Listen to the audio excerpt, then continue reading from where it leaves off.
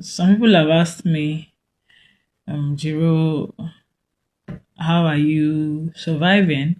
How are you managing without snacks since you traveled without your husband and it's been a while? So I'll tell you one thing, there is more to life and marriage than snacks. But to answer the question, the truth is I get irritated. I'm with someone, I'm with this guy, and then another guy is coming, and then I'm trying to, sneak around. The thought of it is irritating to me. And I know everybody is not like that, but it irritates me, seriously. And then number two, I have my boundaries firmly set. I mean, it is cast in stone. I'll tell you a story. People who know me know this for a fact. Guys don't come visiting me for anything. I don't know why you're coming or what you're coming to look for.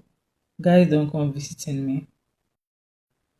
I remember a few years ago, I think that was after I had my first child.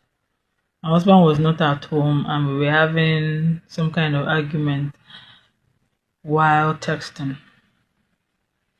I did not even know that he was around the vicinity.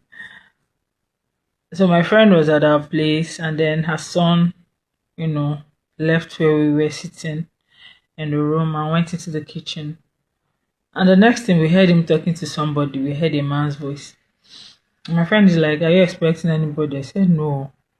So two of us quickly rushed to the kitchen to go and see who the baby boy is talking to. And I saw my husband, I was shocked. And she was like, that we heard a man's voice. So, and I know that my friend was now telling my husband, we heard a man's voice, and I know that guys don't come here, men don't come here, except maybe my husband. That's whenever he comes around with me. So it's almost like a reputation I have that guys don't come to my house. And I think I've told a story about one of my husband's friends that came to my house still after I had my first child. And heavy rain was falling. There was even a thunderstorm that night. I did not open my door. So my boundaries are set like that.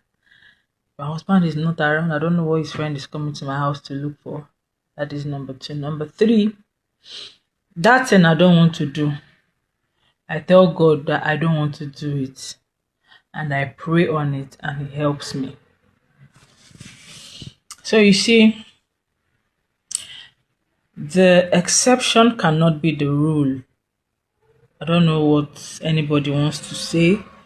I don't care what, the world is saying, but the fact that somebody's flying around like African butterfly and then eventually she sees a nice guy that takes her home and wives her does not mean that that's how it's supposed to be.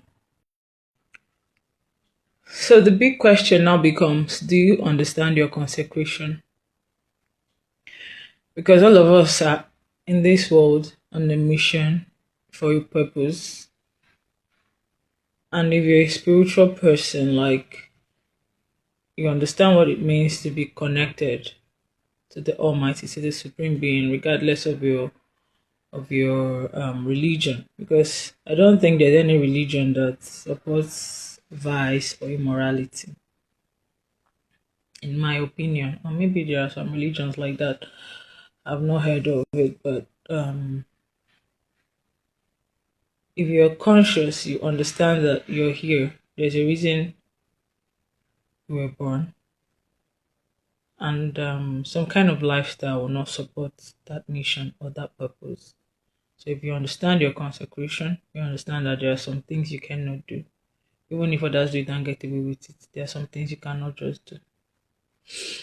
So yeah, that's basically the reason I cannot do anyhow, cannot live anyhow. Doesn't mean that your hormones will not come and be playing with your nether regions once in a while. That's their work. Their work is to play with you. So when the hormones are done playing with you, they will relax.